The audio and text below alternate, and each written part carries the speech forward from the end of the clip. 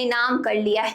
वो देश के सबसे लंबे समय तक लगातार निर्वाचित रहने वाले प्रधानमंत्री बन गए।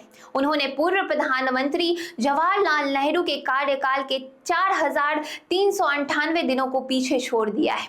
26 मई 2014 को पहली बार प्रधानमंत्री बने नरेंद्र मोदी के कार्यकाल को अब 4,499 दिन पूरे हो गए हैं और अब तक यह उनका लगातार तीसरा कार्यकाल रह चुका है।